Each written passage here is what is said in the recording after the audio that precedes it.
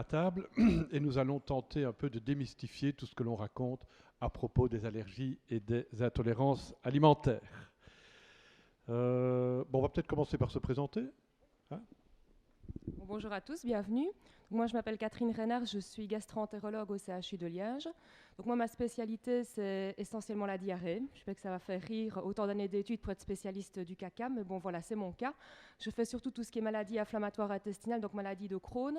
Et j'ai travaillé dans un laboratoire, donc je connais quand même pas trop mal l'immunologie. Et du coup, je travaille aussi sur tout ce qui est maladie cœliaque, gluten et intolérance alimentaire. Voilà.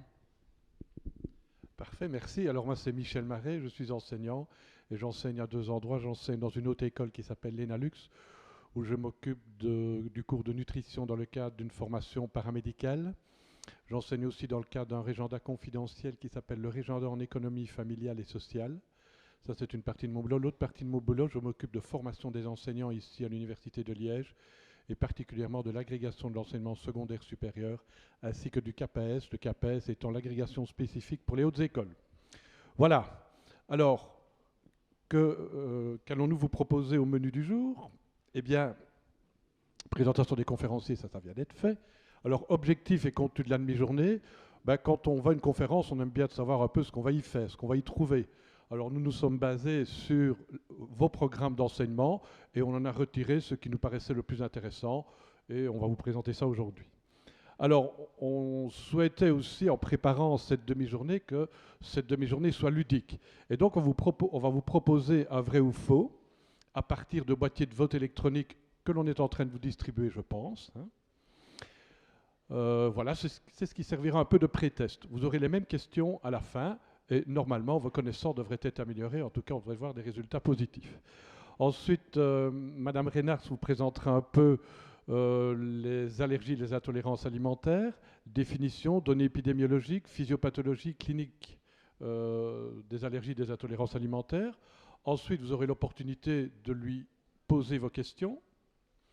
Alors après tout ça, il faudra bien un peu une petite pause détente. Ensuite, on se mettra à table et j'interviendrai en vous posant la question que mettre dans son assiette quand on est atteint d'intolérance ou d'allergie alimentaire. Vous aurez l'opportunité de me poser des questions. Je vous proposerai également quelques sites intéressants à connaître quand on est atteint d'allergie ou d'intolérance alimentaire. Et ensuite, nous reviendrons au vrai ou faux. OK ? Alors, si vous avez des questions à proposer dans le domaine des intolérances, des allergies ou de manière plus générale dans le domaine de la nutrition, on essaiera évidemment d'y répondre. Alors, quel est l'objectif général de cette séance? Eh bien, au terme de cet avant-midi, vous serez capable de faire des liens entre vos cours de sciences et les allergies et les intolérances alimentaires. Alors, pour atteindre cet objectif général, on a toute une série d'objectifs opérationnels. Alors, vous serez capable de quoi? De définir les notions d'allergènes et d'anticorps. Tout ça figure dans vos programmes de cours, hein, tant pour les péricultrices que pour des étudiants qui sont dans le général ou dans le technique. Distinguer intolérance d'allergie alimentaire, comprendre les mécanismes de l'allergie et de l'intolérance alimentaire, comprendre les principaux mécanismes de défense de l'organisme. Ensuite, on essaiera de décrypter l'étiquetage nutritionnel d'une denrée alimentaire et on verra que rien que pour décrypter toutes les informations qu'il y a sur une étiquette, eh bien, il vous faudrait au moins 20 heures de cours par année. Connaître les principaux allergènes légalement obligatoires sur les emballages des denrées alimentaires, vous les avez peut-être déjà repérés, il y en a 14. Depuis 2008, on doit les mentionner obligatoirement sur l'étiquette d'une denrée alimentaire. Enfin, conseiller des sites utiles en matière d'intolérance et d'allergie alimentaire. Si vous tapez sur un moteur de recherche allergie ou intolérance alimentaire, vous allez avoir 20 000 références. Mais sur ces 20 000, il y en a certainement qui ne sont pas recommandables. Et donc, ce qu'on vous propose ici, c'est une dizaine de sites tout à fait fiables. Ensuite, vous serez capable, en tout cas on le souhaite, on en forme le vœu, de répondre correctement aux 14 questions vraies ou faux que l'on vous aura posées tout de suite. Voilà, je pense qu'on vient de vous distribuer les boîtiers de vote électroniques. Vous les avez? Non? Il y en a encore qui n'en ont pas?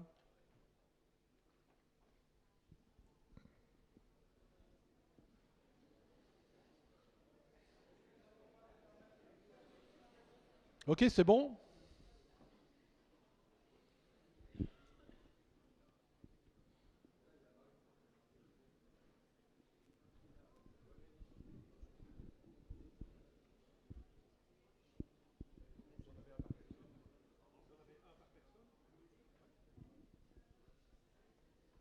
Tout le monde a son boîtier? Ok, on peut démarrer? On y va. Donc il y a 14 questions, hein? Vrai ou faux? Oui, on va commencer. Prêt? Go!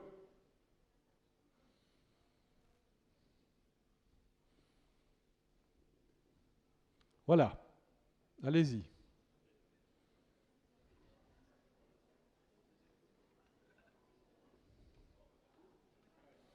Oui, le score s'affiche. Pardon?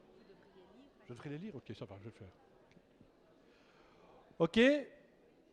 Alors, on commentera les réponses après, hein.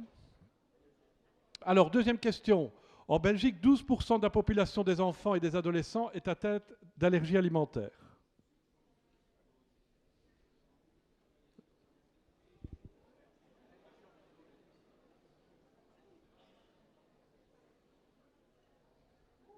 Oh là, c'est presque l'égalité parfaite, ça. Ok, troisième question. Allergique un jour, allergique toujours. Autrement dit, si tu as une allergie alimentaire durant ton enfance, tu seras allergique à vie.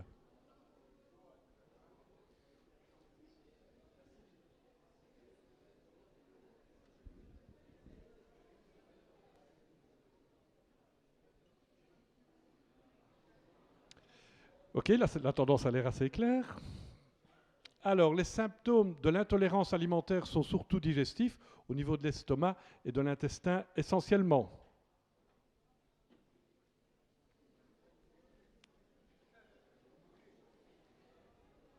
Concentrez-vous.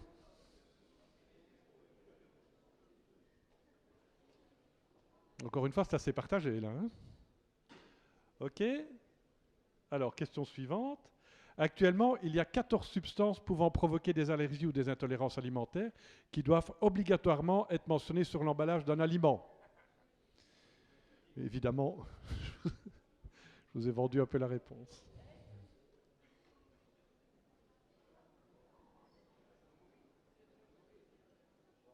Oui, c'est rassurant, il y a 87% de la salle qui a bien écouté. Ok, question suivante. Alors, si je vais au restaurant et que je suis intolérant au gluten, par exemple, on doit indiquer sur le menu s'il y a du gluten dans les plats que je vais choisir.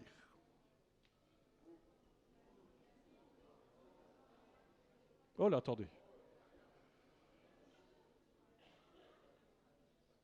Oh, j'ai le timer qui ne se... Ah, j'ai oublié d'appuyer sur Enter peut-être. Ouais. Non, c'est pas la bonne question. Non, c'est la précédente. Voilà, celle-là. Voilà.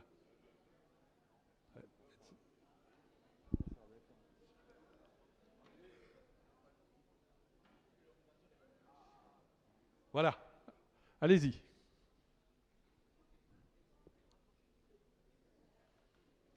Je pense que c'est moi. Désolé. Ok. Question suivante. Oui. Il y a moyen d'effacer les réponses? Voilà, donc le blanc d'œuf est beaucoup plus souvent à la base d'une réaction allergique que le jaune. Voilà, allez-y.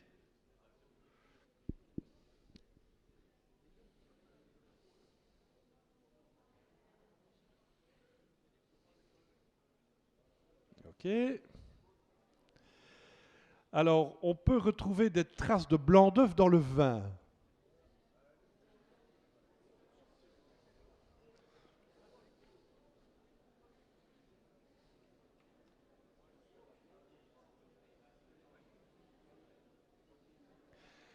Encore une fois, c'est très partagé, hein.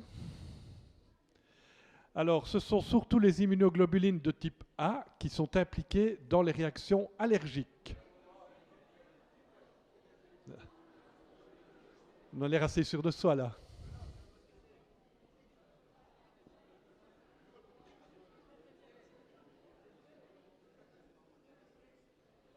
Ok.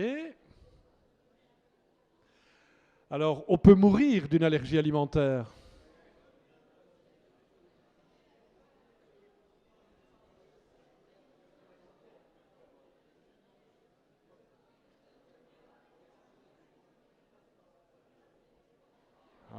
Ouais. Ok, question suivante.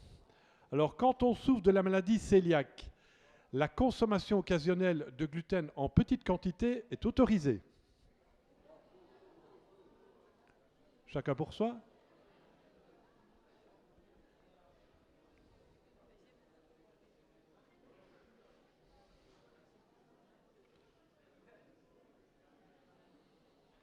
Oui, c'est presque du 50-50. Hein.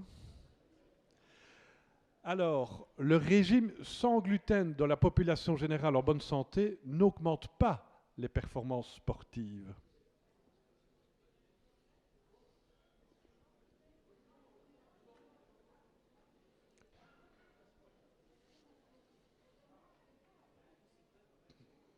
Ok.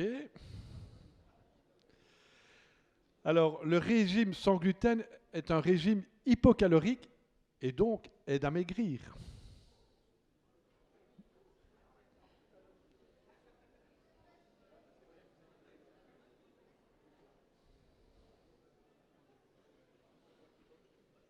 Et encore une fois, c'est presque du 50-50. Surprenant. Alors, il n'existe pas de médicament traitant la maladie cœliaque et permettant aux patients souffrant de la maladie cœliaque de manger du gluten.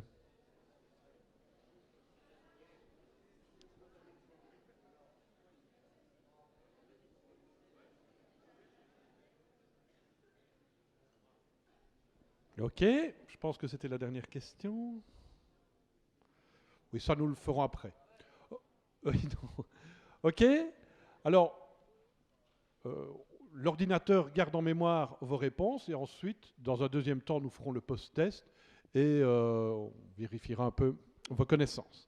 Ok, alors je vais céder la parole maintenant au docteur Catherine Reynars qui va vous parler un peu de la physiopathologie des intolérances et des allergies alimentaires.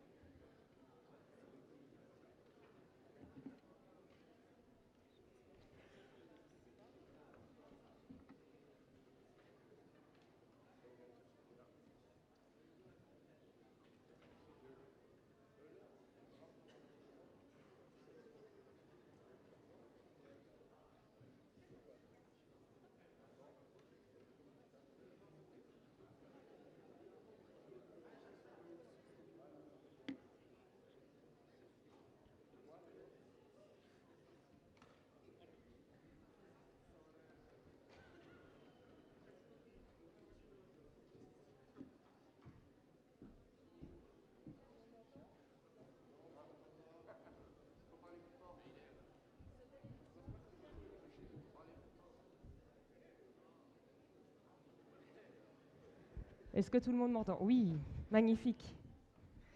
Ben voilà, on va commencer. Donc, je pense que l'alimentation, c'est quelque chose qui est très à la mode. Je crois que tout le monde fait attention, les filles, mais aussi les garçons, pour perdre du poids, pour être plus performant au niveau sportif, pour avoir une vie plus saine. Et donc, je crois qu'ici, on va un petit peu revoir les différents processus d'allergie, d'intolérance alimentaire. On va parler de gluten, donc on va parler de plein de trucs qui sont très importants au quotidien et aussi chez les enfants, donc ça doit intéresser les péricultrices. Hop, pardon. Ah, fausse manœuvre, excusez-moi.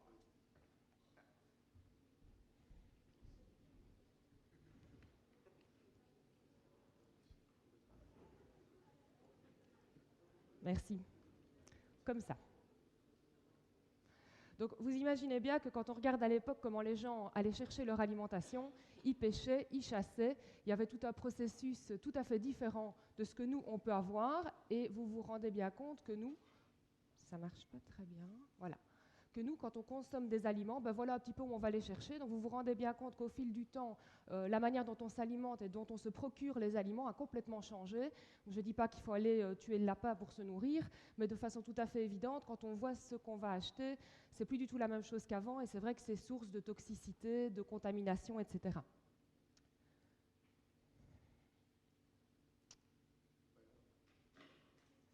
Faut pousser plein de fois en fait. Donc en fait, vous vous rendez compte qu'il y a vraiment un effet de mode. Donc quand on regarde ce qui était dit par le passé et ce qui est dit maintenant, ça a complètement changé. Donc avant, on disait qu'il fallait manger beaucoup de lait parce que c'était très bon pour les os, parce que ça renforçait la masse osseuse. Et puis maintenant, on a tendance à nous dire que le lait, finalement, c'est peut-être plus si bon que ça. Pareil pour la viande, on disait qu'il fallait manger de la viande, que c'était plat de protéines. Maintenant, on nous dit que la viande rouge, c'est pas bon, que ça provoque le cancer du côlon. Pareil pour le fromage, le vin, avant on disait c'est bien, ça dilate les artères. Maintenant, on dit oulala, attention, c'est dangereux. Donc finalement, c'est pas facile de faire la part des choses entre tout ça, parce qu'il y a des informations qui changent au fil du temps et qui sont finalement contradictoires. Donc on va essayer d'un petit peu faire la lumière dans tout ça. Alors, je ne sais pas s'il y a des personnes qui ont déjà tapé sur Internet pour rechercher des régimes, pour perdre du poids, ou pour rechercher des régimes sans lactose, sans gluten. Est-ce qu'il y en a qui se sont déjà un petit peu intéressés à ça? C'est peut-être pas ça que vous recherchez sur Internet? Non, pas du tout. Un test poreux, vous avez déjà entendu parler de ça? Non, personne? Donc c'est un truc très très à la mode où en fait on nous dit que notre intestin est une passoire et qu'il laisse passer des fragments d'aliments qui vont en fait intoxiquer l'ensemble de notre corps. C'est une théorie un petit peu à la mode. Donc moi j'ai beaucoup de patients qui arrivent en me disant qu'ils ont l'intestin poreux. Puis on fait plein de recherches sur Internet. Et effectivement, comme M. Marais vous a dit, quand on tape ce genre de choses, eh ben, on se rend compte... Ça marche pas bien, hein. Sinon, je vais me mettre là, c'est pas grave. Donc, en fait, voilà, c'est quand l'intestin devient une passoire. Et alors, en fait, je vais mettre près de... On retrouve, en fait, ce genre de choses. On retrouve, ben voilà, qu'il peut y avoir un lien entre un intestin poreux et plein de maladies, les intolérances alimentaires, le côlon irritable, mais alors aussi des maladies de peau, le psoriasis, l'eczéma, la sinusite, les migraines. Donc, voilà un petit peu le genre de choses exotiques qu'on peut trouver sur Internet. Et alors, si on recherche intolérance alimentaire, ben, on se rend compte qu'on a, comme on vous l'a dit, presque 50 000 résultats. Et puis alors, bon, moi, j'ai joué aux patients, donc je suis allée sur les sites, j'ai un petit peu regardé ce qu'on me proposait. Et alors, bon, voilà, on trouve un site intoléranceaugluten.com, ça a l'air super sérieux. On voit une petite dame qui regarde dans un microscope, donc on se dit ça, là, je vais avoir des informations de qualité. Et puis en fait, on vous propose de voir si vous êtes intolérant à une soixantaine d'aliments. Et ce test, en fait, va mettre en contact vos globules blancs avec des substances et ils vont regarder au microscope ce que ça raconte. Autant vous dire que ce n'est pas du tout scientifique, c'est n'importe quoi. Donc c'est le genre de choses qu'on va trouver sur Internet où on va vous vendre des techniques qui ont l'air d'être scientifiques, intéressantes, et alors vous allez tomber dans ce genre de piège, payer bien cher pour faire ce test-là, qui en fait ne vaut rien. Alors, il y a beaucoup de questions. Maintenant, bon, on va essayer d'y apporter des réponses. Alors, je sais bien que ce n'est pas facile parce que vous êtes nombreux et qu'on est parfois un peu gêné de poser des questions, mais il ne faut vraiment pas hésiter, même pendant l'exposé, si ce n'est pas clair. Hein, ça va? Donc moi, je vais vous parler un tout petit peu d'immunologie. Ça va être court, ça va? Pour un petit peu remettre l'église au milieu du village. Je vais vous parler vraiment de ce qu'on appelle les allergies alimentaires. Je vais les distinguer des intolérances alimentaires, parmi lesquelles je vais essentiellement parler de l'intolérance au lactose, parce qu'on ne sait pas parler de tout. Et puis, je vais parler d'un sujet qui est extrêmement à la mode, qui est le gluten. Un petit peu de théorie. Donc en fait, je suis vraiment désolée. Hein.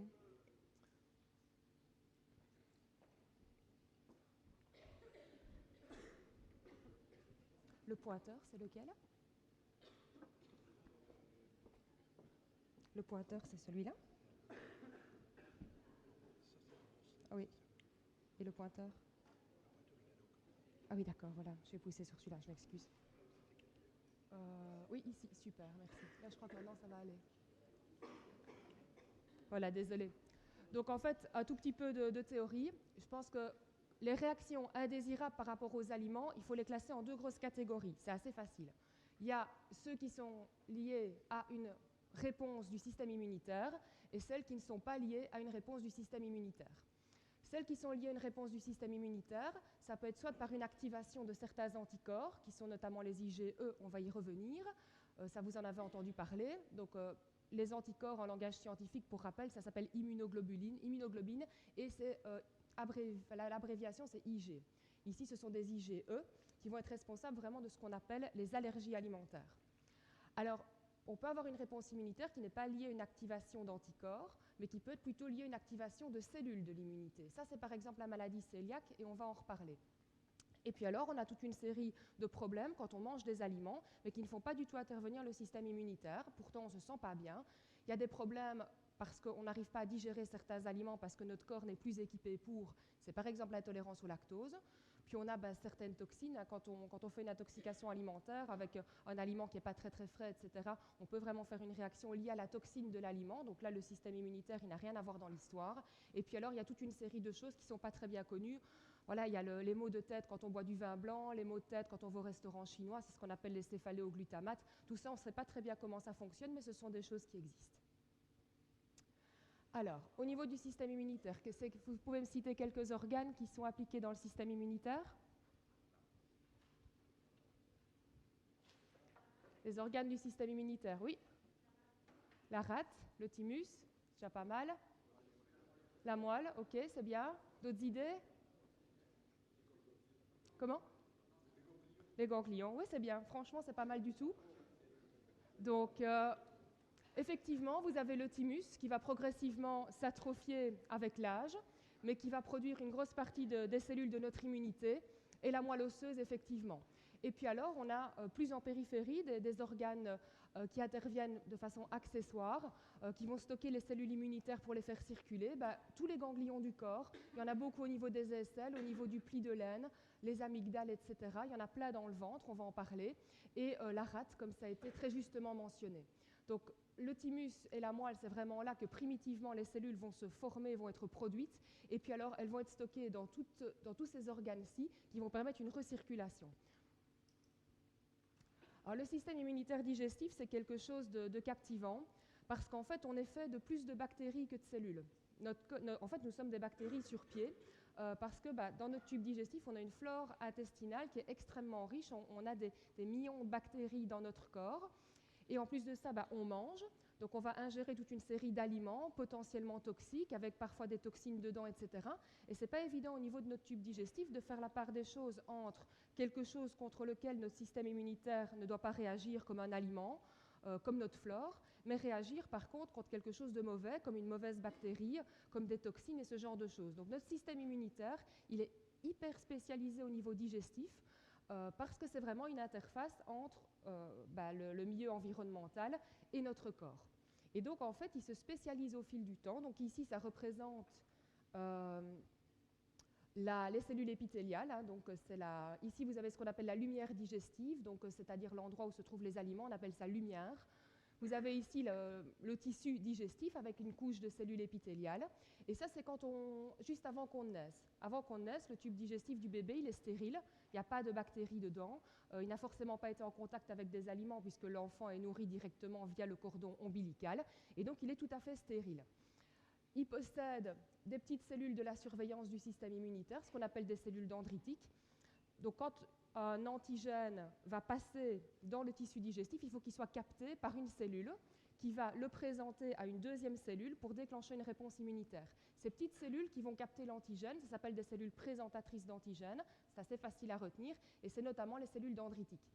On a aussi des espèces de ganglions ici, des plus gros ganglions ici, et alors on a une formation qui s'appelle les plaques de Peyer. Donc le système immunitaire digestif, il est hyper spécialisé, c'est vraiment la plaque de Peyer, un amas de toute une série de cellules de l'immunité, des lymphocytes T, des lymphocytes B, donc tout ça ce sont des globules blancs, pour pouvoir réagir ou pas par rapport à un antigène quand il se trouve ici au niveau de la lumière digestive. Et ce qui se passe, c'est qu'avec le temps, comme notre tube digestif va être en contact avec toute une série de bactéries bonnes et mauvaises, il va se spécialiser et tous ces organes vont être beaucoup plus développés. Toutes les cellules de l'immunité vont se multiplier, vont être plus nombreuses pour pouvoir répondre si jamais on ingère quelque chose qui n'est pas bon, si jamais on ingère quelque chose dans lequel il y a une toxine, si jamais on a une gastroentérite par exemple. Et donc le système immunitaire digestif, c'est pas simple, il est en contact avec les aliments, avec notre flore, avec des bactéries mauvaises, avec des toxines, et donc du coup, il doit vraiment être hyper spécialisé, il doit être discriminant pour réagir contre les choses vis-à-vis desquelles il est censé réagir et pas contre notre flore par exemple. Deux petites dias. L'immunité, il faut la diviser en immunité innée et en immunité adaptative.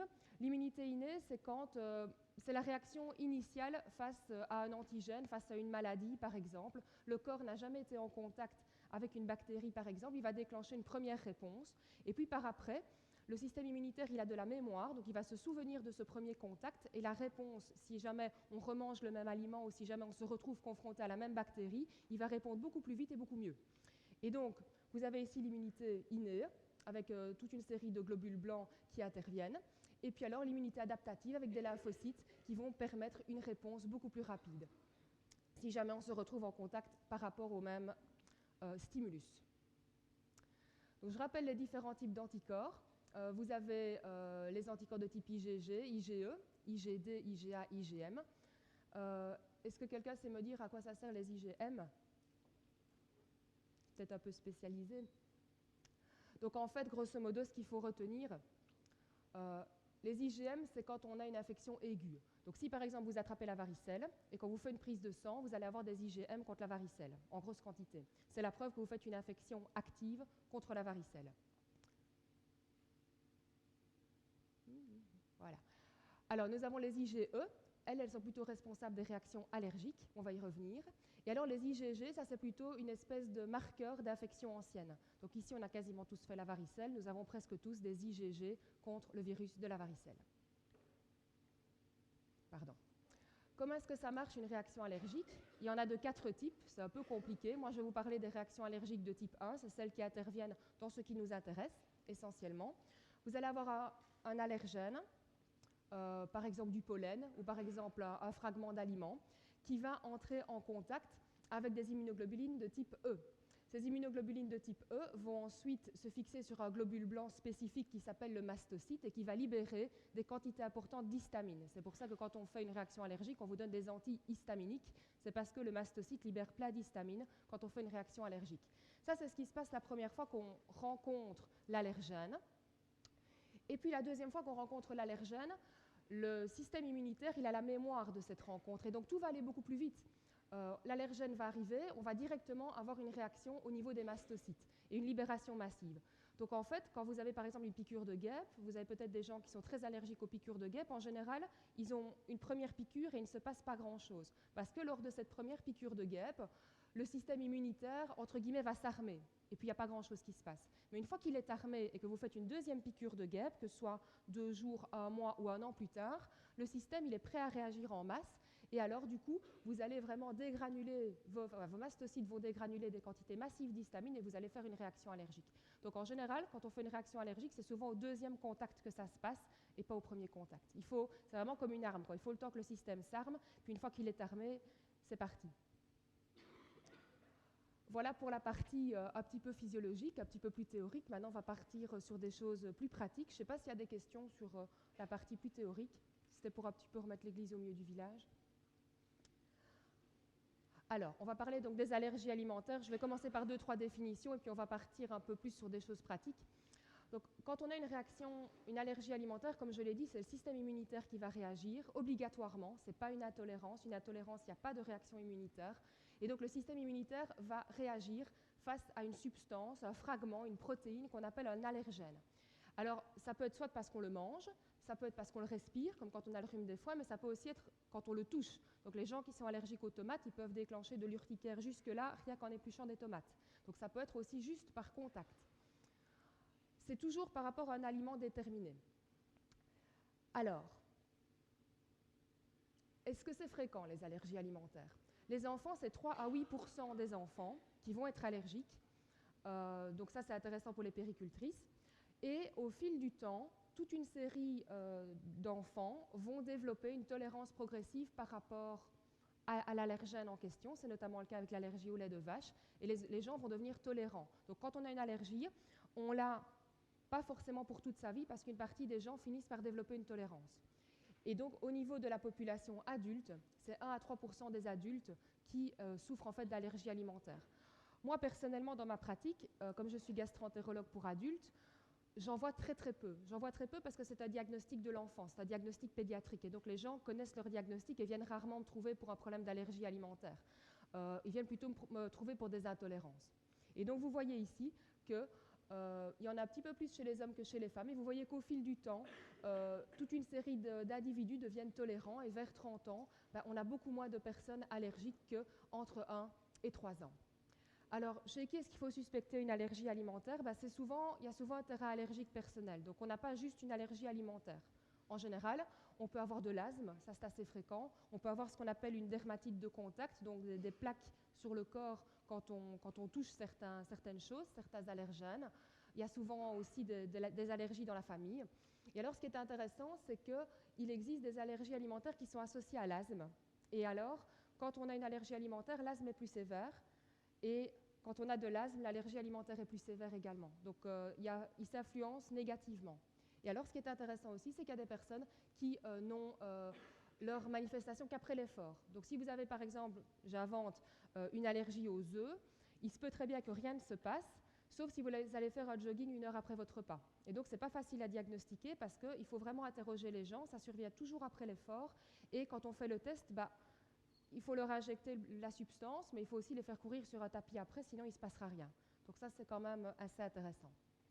Les symptômes, ça survient en général assez rapidement après l'ingestion, 1 heure ou 2 après. Si ça survient 48 heures après, ce n'est pas une allergie alimentaire. Alors ça peut être cutané, ça peut être des gonflements, des rougeurs, des chatouillements. Ça peut être respiratoire, on peut tousser, on peut même carrément avoir une détresse respiratoire, s'étouffer carrément. On peut avoir un encombrement nasal. Ça peut être digestif. On peut avoir des douleurs abdominales, des vomissements, ce genre de choses, des ballonnements. Et alors, ça peut être général, donc on n'a pas forcément une grosse diarrhée après avoir ingéré l'aliment. On peut carrément avoir de la léthargie, une syncope, et dans le pire des cas, ce qu'on appelle le choc anaphylactique, où là, il faut appeler le SMUR tout de suite.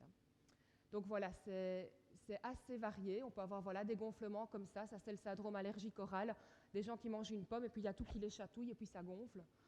Ça peut aussi être, on ne voit pas très très bien, des grosses plaques comme ça, des crises d'urticaire quand on mange quelque chose ou quand on touche simplement l'aliment.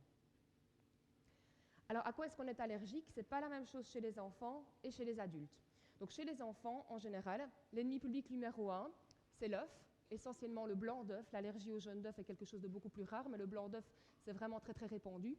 Les cacahuètes également, on connaît tous le problème du petit enfant qui a mangé des cacahuètes, qui a gonflé et puis qui s'est retrouvé aux urgences. Le lait de vache, extrêmement fréquent. L'allergie au lait de vache, mais qui souvent finit par se résoudre. Donc quand on est allergique un jour, il faut que le pédiatre reteste après 6 mois, 1 an, 2 ans, si l'enfant est toujours allergique, parce que c'est quand même très important de le savoir. Du lait, il y en a dans plein de choses. C'est quand même important de savoir si on peut en manger pour le reste de sa vie ou pas.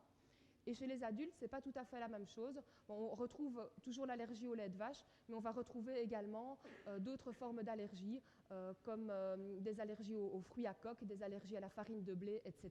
Donc ce n'est pas tout à fait la même chose chez les enfants et chez les adultes. Et ça se résout au fil du temps, souvent. Alors, il peut y avoir des allergies croisées. Donc ce n'est pas aussi simple que ça. Il y a des personnes qui sont allergiques aux pommes, mais qui vont aussi être allergiques au bouleau. C'est une réaction, c'est une allergie croisée. Alors pourquoi? Parce que finalement, entre le bouleau et la pomme, on se demande un petit peu pourquoi ça réagit de la même façon. Et bien ça, il faut regarder vraiment les protéines dans leur structure. C'est vraiment ce qu'on appelle des analyses moléculaires, où on va aller beaucoup plus loin. Et donc on se rend compte que, par exemple, l'allergène A, l'allergène A peut être très proche de l'allergène B, et donc si l'anticorps ici, l'anticorps IgE, reconnaît très bien l'allergène A, ici l'allergène B a une fraction qui est extrêmement similaire, il peut aussi réagir contre l'allergène B. Et donc c'est pour cette raison-là qu'on a des allergies croisées et qu'on peut faire des allergies à des substances qui ont l'air d'être très éloignées les unes des autres. Alors ça on peut le prédire, et c'est très intéressant parce que ça permet de prédire le devenir de l'allergie.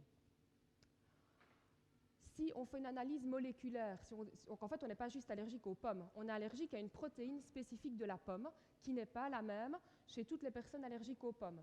Et en fonction du type de protéine que c'est, on peut prédire les allergies croisées. C'est intéressant parce que ça permet de dire aux gens, vous êtes allergique à la pomme, mais pas seulement à la pomme. Et puis surtout, en fonction de la protéine que c'est, on peut prédire si ça va persister toute la vie ou pas. c'est quand même vachement intéressant pour la qualité de vie. Si c'est très grave, donc si je mange une pomme et que ça me chatouille juste un peu, finalement, il n'y a pas mort d'homme. Mais si je mange une pomme que je gonfle et que je tombe par terre, là, vraiment, il y a quand même un problème. C'est important de le savoir également. Et donc, ça permet de prédire toutes ces choses-là. Je vais vous illustrer ça.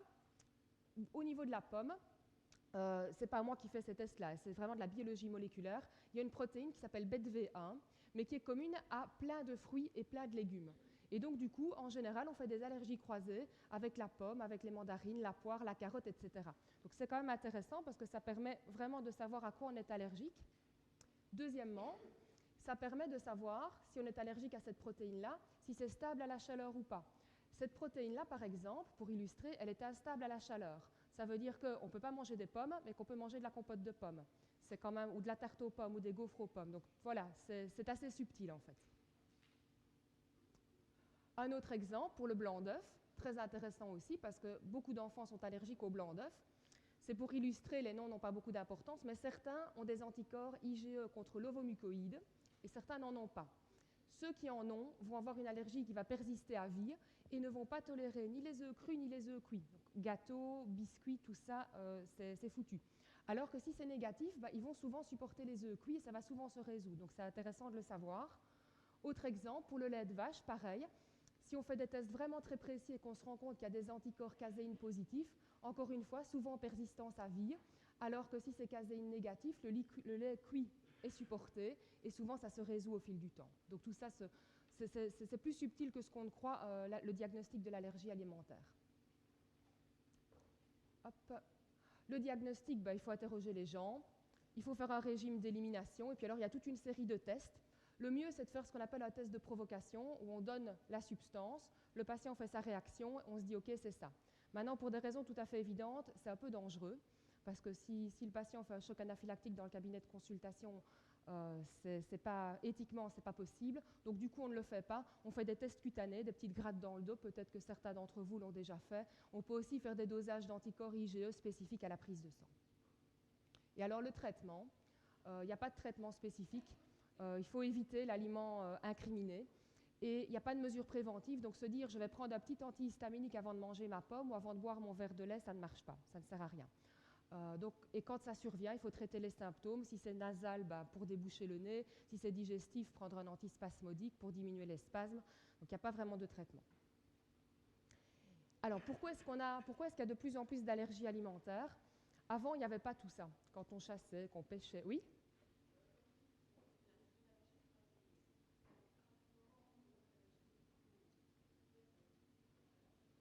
Quand on est allergique au boulot, on peut être allergique? Tout à fait. Normalement, oui. Absolument. Oui. Alors, les désensibilisations, je ne m'y suis pas attardée parce que je n'ai pas le temps. C'est quelque chose qui a été lancé il y a 20-25 ans. Moi, j'ai été désensibilisée, par exemple. Je sais bien que j'étais une des premières que mon pédiatre a désensibilisée. Pour moi, ça a pas mal marché, en fait, pour prendre mon exemple personnel. Mais maintenant, c'est un petit peu controversé maintenant. Donc, il y a des écoles qui sont pour et des écoles qui sont contre. Mais je sais que ça fait partie des possibilités de traitement quand même, mais c'est plus controversé que par le passé. Mais ça ne résout quand même pas complètement le problème. Hein. Donc, en général, ça atténue l'allergie. Mais ça ne la fait pas complètement disparaître. Et en général, on ne peut pas l'appliquer pour des allergies très sévères, parce que les allergies très sévères, ça ne marche pas. C'est plus pour des formes atténuées. Alors, à l'époque, il y avait moins d'allergies alimentaires. C'est sans doute parce que dans notre façon de vivre, dans notre façon de manger, de cuisiner, d'acheter notre nourriture, il y a quelque chose qui a changé. Il y a aussi le fait que il y a plus d'accouchements par césarienne. Le bébé, quand il passe dans la filière vaginale de la maman, il va se trouver contaminé par toute une série de bactéries de la maman. Et donc déjà, son tube digestif va être stimulé, son immunité va être stimulée. Avant, on allaitait. Maintenant, on allaite moins. Et donc, toutes ces petites choses-là peuvent peut-être expliquer qu'il y a plus d'allergies alimentaires que par le passé. Et donc, voilà un exemple. À l'époque, c'était vraiment la vie typique à la ferme. La photo passe pas très bien. Vous avez la maman ici qui est exposée. Le bébé, il est là, il y a du foin, il y a du crottin, il y a des animaux. Bon, je ne dis pas qu'il faut mettre ses enfants dans une étable, hein, je n'ai pas dit ça. Mais bon, clairement, à l'époque, le bébé, on ne le protégeait pas autant que maintenant. Il était beaucoup plus en contact avec des animaux, avec des choses un petit peu sales. On buvait en général du lait non pasteurisé. Et donc tout ça, ça stimulait le système immunitaire et ça empêchait certainement de développer des allergies. Donc dans notre façon de vivre, dans notre monde très aseptisé, où on n'est plus en contact avec rien du tout, tout ça favorise le développement de toute une série de maladies, dont les allergies alimentaires. Ça, c'est pour les allergies. Je ne sais pas si vous avez des questions. S'il y a des allergiques parmi vous qui se reconnaissent ou qui ont des choses à ajouter, parce qu'on ne sait pas parler de tout, donc je vais passer aux intolérances alors. Donc les intolérances, oui, oui, je t'écoute.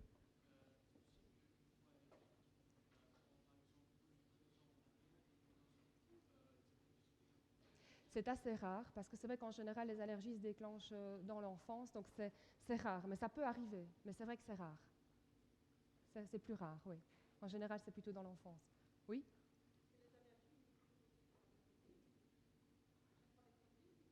Les protéines? Non, pas forcément, mais c'est vrai que c'est souvent des fragments protéiques, mais c'est pas forcément, ça peut être contre certains fragments de glucides, etc. Donc c'est pas forcément uniquement contre des protéines. Oui?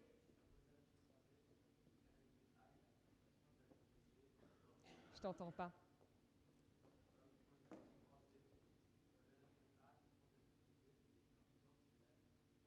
Oui, l'anticorps, c'est le même. Donc l'anticorps, il est fait pour reconnaître une fraction qui est comme ça, mais si elle est un tout petit peu différente, mais qu'elle est très proche, ça va quand même la reconnaître. Donc les anticorps sont spécialisés pour reconnaître un fragment, mais ce n'est pas non plus du 100%. J'ai envie de dire, c'est du 99%, et donc il y a parfois des protéines très très proches dans les aliments, dans tout ça, qui peuvent être reconnues, oui, tout à fait. Oui?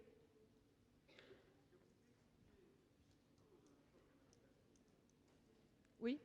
Ben, le choc anaphylactique, c'est une réaction massive du système immunitaire, et donc il y a une dégranulation massive d'histamine, et alors ça va provoquer une vasoconstriction. C'est notamment une vasoconstriction. Donc les gens qui arrivent en choc anaphylactique, ils sont à 4 de tension, ils sont hyper tachycardes, donc le cœur bat très vite de façon réactionnelle, et donc c'est en général c'est une réponse neurovégétative. C'est une vasoconstriction massive, en fait. Donc les gens vraiment se mettent à très très peu de tension, les vaisseaux sont complètement contractés, ils ont une tension très très basse, le cœur s'emballe en réaction, et voilà. Puis alors il y a aussi tout un phénomène d'œdème au niveau respiratoire. Bon, ça c'est un peu différent, mais pardon, oui, excusez-moi, c'est une vasodilatation, et on donne de l'adrénaline pour provoquer une vasoconstriction. Excusez-moi, c'est moi qui suis perdu. Oui. Pardon?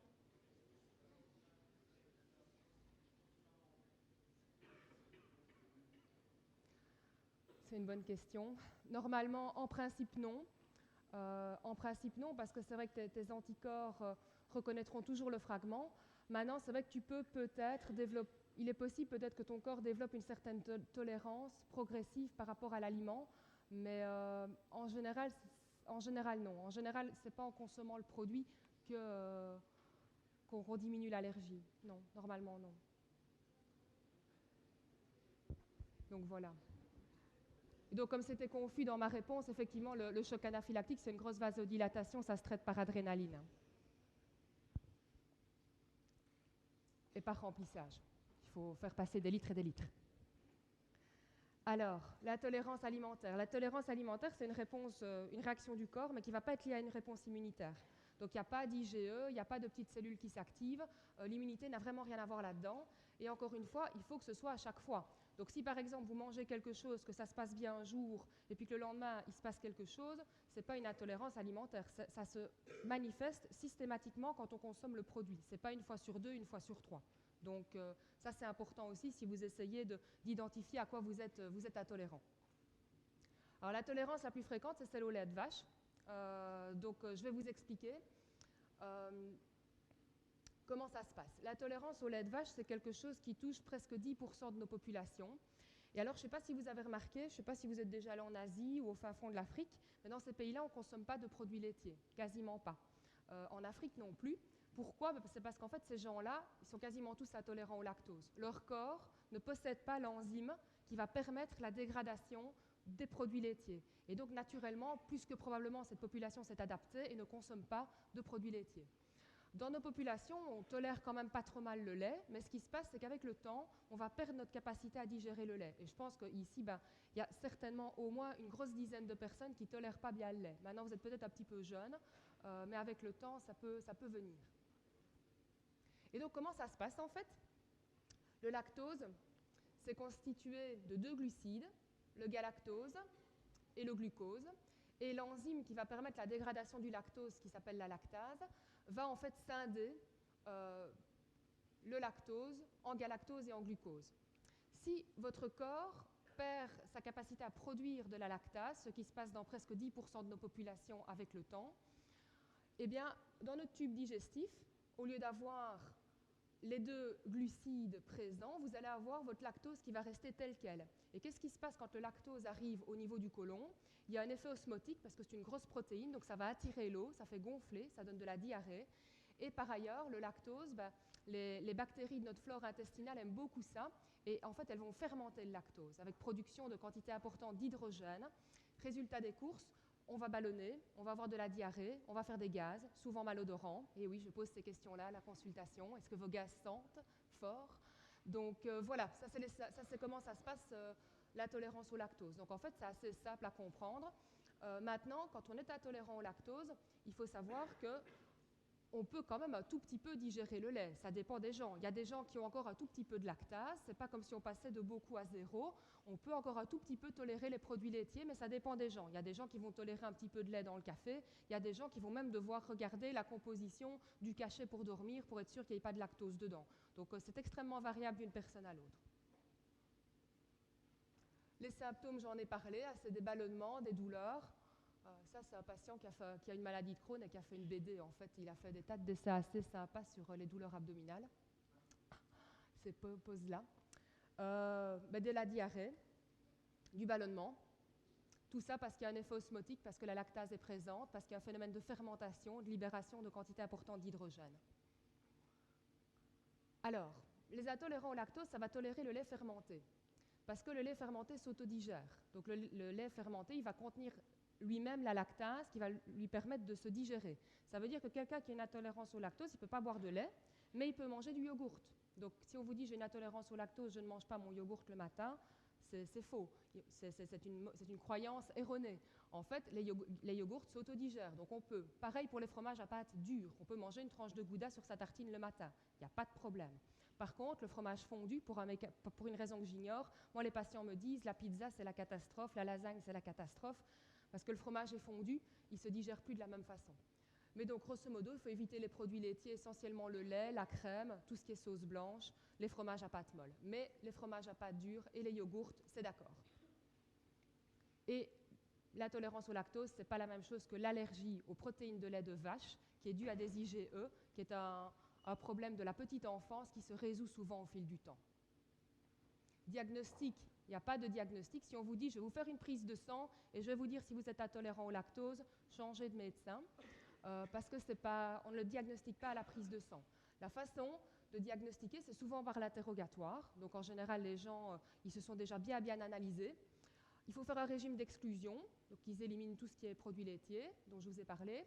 Normalement, ils sont miraculés, et puis après, on recommence les produits laitiers, ça se redégrade. C'est ce qu'on appelle le régime d'exclusion, et puis réintroduction. Donc ça, c'est assez simple. En Angleterre, c'est comme ça qu'ils font. Ils ne font pas de tests parce que ça coûte trop cher et qu'en Angleterre, ils sont très près de leur sou pour la santé. Donc en Angleterre, on ne fait pas de tests spéciaux. Mais nous, on fait ce qu'on appelle un brief test au lactose, donc un test respiratoire. On va mesurer, on va demander aux personnes de manger une grosse charge en lactose. En général, après, ils vont être malades comme des chiens. Donc on a déjà le diagnostic sans avoir le résultat.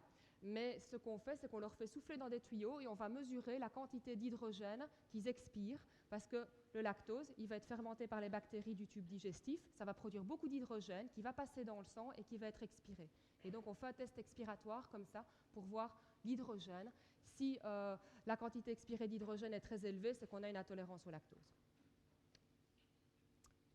Voilà pour le lactose. Après, on va passer au gluten.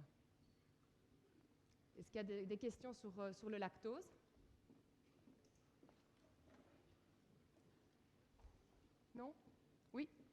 Je vous écoute. Le lactose comment?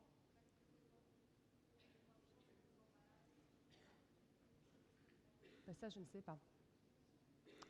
Monsieur Marais veut peut-être vous répondre. Normalement, c'est dérivé, mais je ne sais pas exactement ce que c'est en fait. Mais c'est dérivé. Est-ce qu'il y avait une autre question?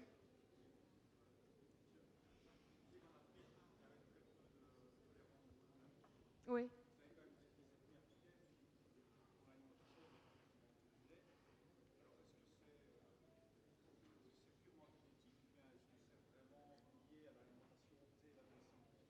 Alors, en principe, c'est génétique. Donc, la tolérance au lactose, qu'on appelle primaire, c'est génétiquement déterminé. Donc, dans nos gènes, on ne sait pas le prédire à l'avance, mais dans nos gènes, on est programmé pour produire X quantité de lactase jusqu'au bout de notre vie. Et à un moment donné, ben voilà, on n'en produira plus en suffisance pour consommer des produits laitiers de façon... Voilà. Maintenant, il y a sans doute des phénomènes de sélection génétique qui se sont faits au fil du temps. Donc ça, c'est vrai que c'est un autre problème. Mais souvent, ben, en fonction de l'environnement, de la manière dont on s'alimente au fil des décennies, au fil des siècles, souvent il y a des phénomènes de sélection génétique qui se font. Donc il est fort possible que si vous avez des ethnies qui se nourrissent essentiellement de produits laitiers, ils aient dans leur gène une sélection positive pour digérer le lactose, plus que probablement. Oui, on ne produit plus la protéine, quoi. On ne produit plus la protéine en suffisance. Oui.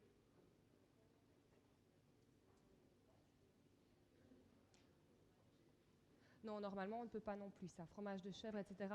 On peut prendre tout ce qui est lait d'amande, lait de coco, tous ces trucs-là, parce que ce n'est pas vraiment du lactose. Mais tout ce qui est lait de chèvre, etc., ça... Par contre, si on a une allergie aux protéines de lait de vache quand on est bébé, là, on peut consommer des trucs à base de chèvre, etc. Mais le lactose dans le fromage de chèvre, c'est le même que le lactose dans le fromage, dans les autres fromages, quoi. Au niveau du régime, M. Marais, je ne m'attarde pas trop sur les régimes parce que c'est vraiment M. Marais qui va vous en reparler. Donc ça, vous aurez encore plein d'informations supplémentaires. Moi, je parle plus des symptômes, etc. Alors, je vais parler du gluten parce que ça, c'est hyper à la mode. C'est quoi le gluten? Alors, le gluten, c'est un fragment qu'on va trouver au niveau de toute une série de céréales qui est composé de gliadine et de gluténine. Et ces deux protéines mises l'une ensemble, ça fait ce qu'on appelle le gluten. Alors, le gluten, on va en trouver dans énormément de céréales. On va en trouver dans le blé. Alors, le blé, bah, on en a dans tout, hein. Le pain, les pâtes, c'est terrible. L'orge, le seigle, l'avoine. Mais alors, il y a quand même des céréales qui, heureusement, n'en contiennent pas. C'est le riz, le quinoa et le millet, par exemple. Ça, on peut manger sans problème quand on a un problème avec le gluten. Donc vous imaginez bien que celui qui ne peut pas manger de gluten, c'est l'enfer, parce qu'il y en a dans les pâtes, il y en a dans toutes les pâtisseries, dans tous les biscuits, dans le pain, dans les pizzas, dans le couscous, dans la bière. Donc c'est pas facile pour faire gadaille. Il y en a aussi dans certains cosmétiques, dans du dentifrice par exemple, dans la colle pour les timbres. Ça, M. Marais va vous en reparler plus précisément. Je ne veux pas déflorer son sujet. Alors, les problèmes liés au gluten, 3 possibilités. Soit on est sur une maladie auto-immune, avec des cellules de l'immunité qui vont réagir, c'est ce qu'on appelle la maladie cœliaque. Je vais vous en toucher un mot. Alors la maladie cœliaque, c'est piégeux parce que les gens sont symptomatiques ou pas. Et alors en fait, pour une personne symptomatique, il y en a 4 qui sont asymptomatiques, donc elle est sous-diagnostiquée. Et alors, on a des problèmes liés au gluten qui sont des vrais problèmes d'allergie. C'est l'allergie au blé, comme on est allergique au lait de vache, comme on est allergique aux fruits à coque, par exemple. Et là, bah, ça rentre dans le premier volet que je vous ai expliqué. En général, c'est assez rare parce que c'est un truc de l'enfance et ça finit par se résoudre au fil du temps.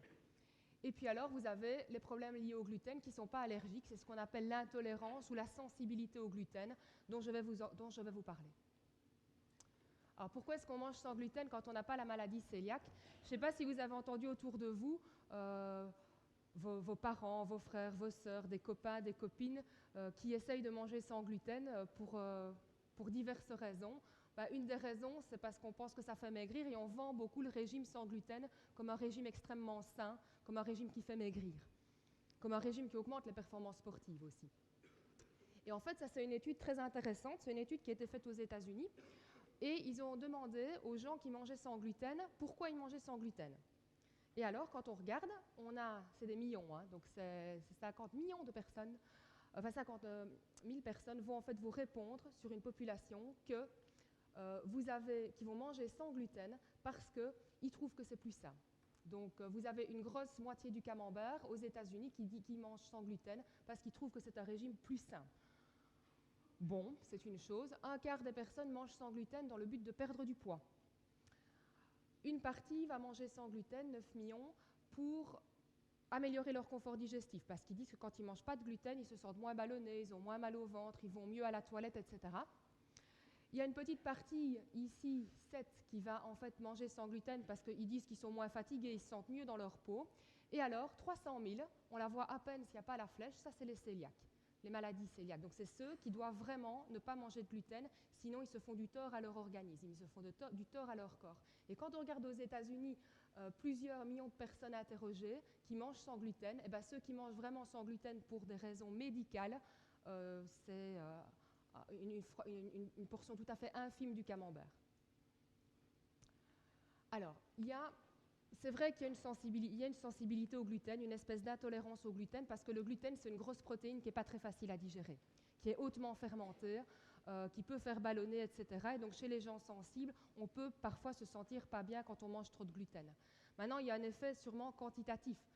Dans nos populations, on mange beaucoup trop de gluten. Je pense que quasiment tout le monde ici va se manger sa demi-baguette à midi, va manger des tartines le matin, et le soir va se manger une assiette de pâtes. C'est très régulier comme repas. C'est des quantités de gluten assez importantes et qui peuvent vraiment provoquer un inconfort. Alors, il faut absolument, quand on parle d'une sensibilité ou d'une intolérance au gluten, que la maladie cœliaque soit exclue. Je vais vous expliquer ce que c'est après, parce que la maladie cœliaque, c'est une vraie maladie. Il faut suivre un régime strict, sinon on se fait du tort. Et donc, il n'y a pas non plus de technique pour diagnostiquer l'intolérance au gluten. Donc, encore une fois, si vous allez quelque part chez un médecin, chez un nutritionniste ou peu importe, et qui vous dit, écoutez, je vais vous faire une prise de sang et je vais vous dire si vous êtes intolérant au gluten, ce n'est pas vrai, ça n'existe pas. Il n'y a pas de test pour rechercher la tolérance au gluten, comme les autres intolérances alimentaires. Il faut faire un régime d'exclusion, voir si on se sent mieux. Il faut bien le faire, il faut le faire de façon stricte, parce que M. Marie va vous expliquer qu'il y a du gluten dans plein de choses. Et puis, il faut en remanger et voir s'il est plein de récidives. Alors, quand on mange du gluten, on peut se sentir pas bien parce qu'on a des douleurs abdominales, des diarrhées, des ballonnements. Mais il y a des gens aussi qui se sentent globalement mal, avec une espèce de fatigue chronique, potentiellement de la dépression. Tout ça est un petit peu controversé. Mais c'est vrai que des gens intolérants au gluten peuvent présenter plus de douleurs, plus de diarrhée, plus de ballonnements, parce que c'est une grosse protéine qui est hautement fermentée. Alors, est-ce que vous connaissez des stars qui ne mangent pas de gluten? Qui ne mangent pas de gluten? Pardon? D'accord. Quel joueur de tennis? Ouais. Des stars de cinéma, vous connaissez? Brad Pitt mange pas de gluten? Peut-être. Alors Djokovic, il se veut l'égérie du régime sans gluten. C'est vrai qu'il est fort. Hein? Ah, il est fort. Il est très fort. Lui, il ne mange pas de gluten. Est-ce qu'il est vraiment fort parce qu'il ne mange pas de gluten? On va tout de suite le savoir. Manuel Valls, hein, il mange sans gluten à Matignon. Jennifer Aniston. Voilà pourquoi les filles mangent sans gluten, pour ressembler à Jennifer Aniston. Et alors Tsonga, il s'est dit qu'il allait faire comme Djokovic, mais ça marche moins bien. Donc voilà. Alors, ça c'est intéressant, c'est des études récentes parce qu'en fait on parle beaucoup d'un régime sans gluten pour augmenter les performances sportives et à un moment donné il faut quand même se demander si c'est vraiment vrai, il faut faire des études.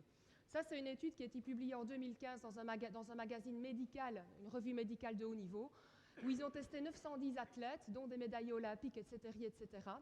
Et ils leur ont demandé s'ils mangeaient du gluten ou pas. Et il y a 41% qui ont dit qu'ils mangeaient sans gluten au moins la moitié du temps, voire tout le temps. Ok. Il n'y en avait que 16% qui avaient vraiment des plaintes digestives et 36% qui avaient de la fatigue, etc. Donc c'est des gens qui, la plupart, n'ont aucune plainte et ils se disent qu'ils vont manger sans gluten. Alors pourquoi est-ce qu'ils l'ont fait?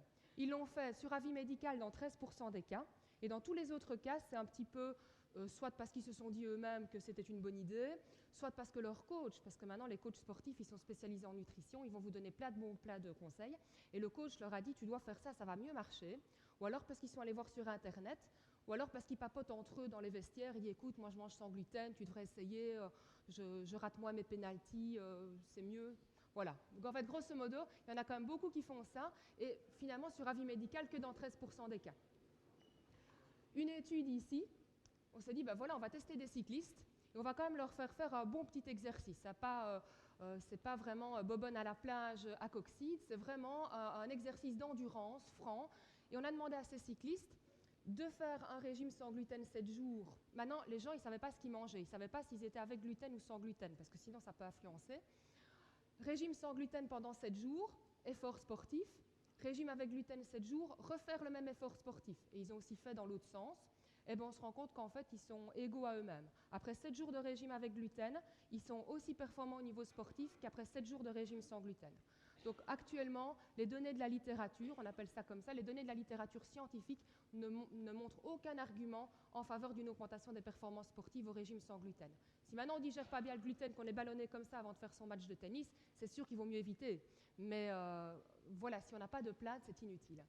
Donc en conclusion, ça existe, la sensibilité au gluten, ce n'est pas juste un effet de mode, mais c'est surdiagnostiqué. Tout le monde dit qu'il est intolérant au gluten, c'est surdiagnostiqué, c'est souvent autodiagnostiqué, donc c'est les gens qui se décrètent eux-mêmes intolérants au gluten alors qu'ils n'ont fait aucun test, qu'on n'a pas recherché la maladie cœliaque, rien du tout. Et alors les régimes, souvent ils disent qu'ils sont bio-régime sans gluten mais ils ne le font pas bien, et puis il ne faut pas le prescrire à la légère parce que c'est un régime coûteux, c'est socialement hyper handicapant et donc c'est source de carence, donc il ne faut pas vraiment le faire à la légère, et ça M. Marais va vous en reparler. Je vais terminer en quelques dias sur la maladie cœliaque. Est-ce qu'il y a des questions? On peut peut-être prendre les questions sur le gluten après. Donc la maladie cœliaque, ça par contre c'est une allergie, enfin c'est une maladie auto-immune, c'est une allergie au gluten. Et c'est une vraie maladie. Ça touche quand même une portion relativement importante de la population, ça touche une personne sur 200. Le problème, c'est qu'ils sont sous-diagnostiqués. Moi, je suis spécialisée dans la diarrhée, donc 85% de mes patients ont des problèmes de transit.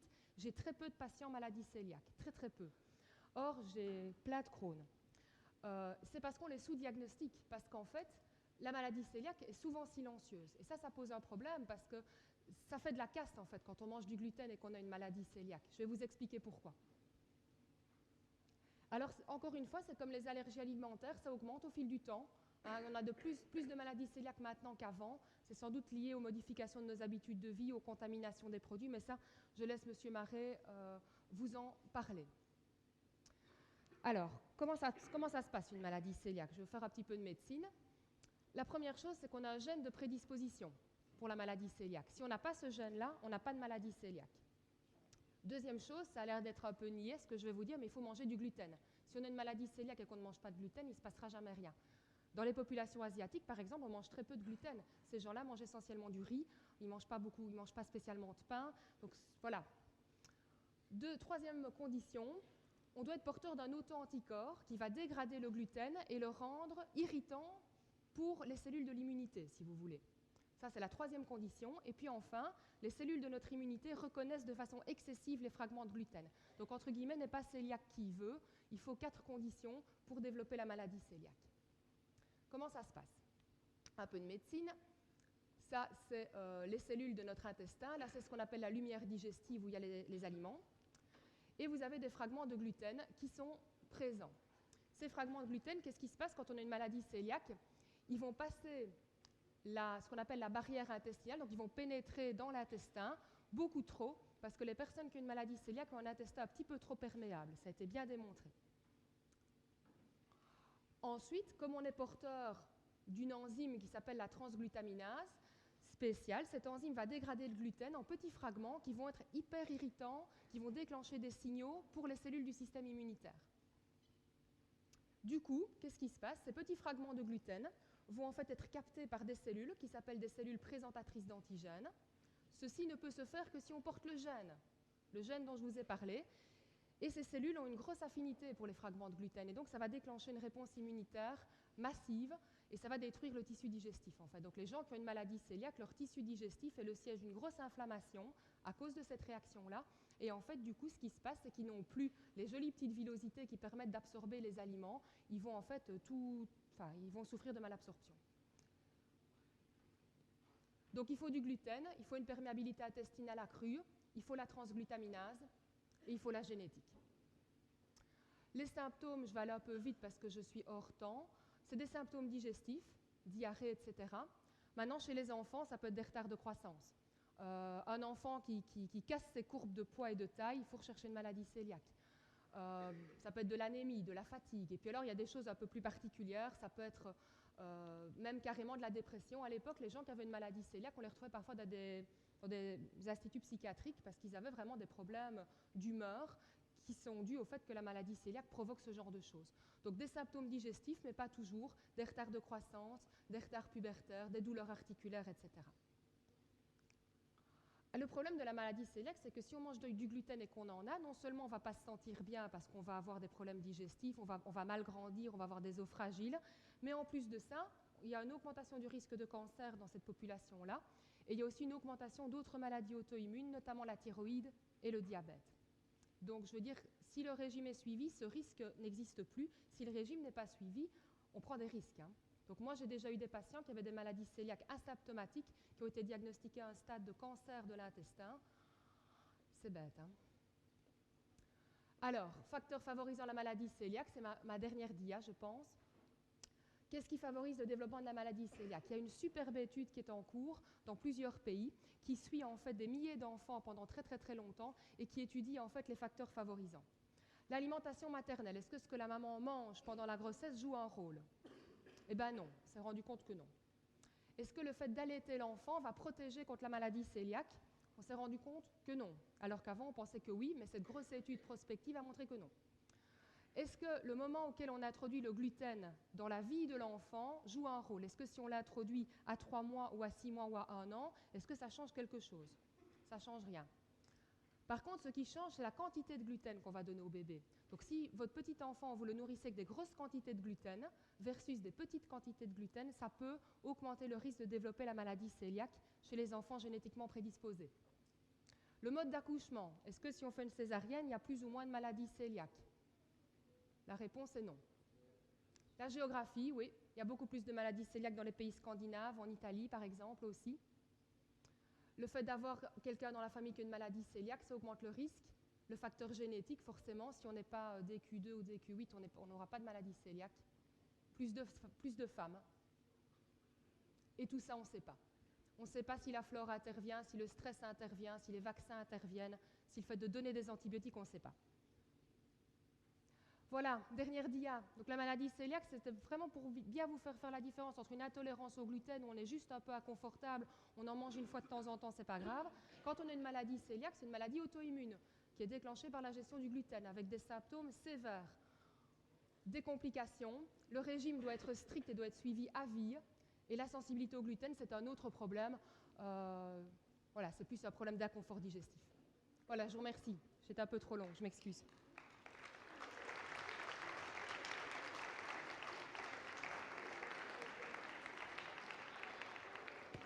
Je ne sais pas s'il y a quelques dernières questions. Je crois qu'on a fait les questions-réponses pendant l'exposé, mais on peut encore, s'il y a encore quelques questions sur le gluten. Oui.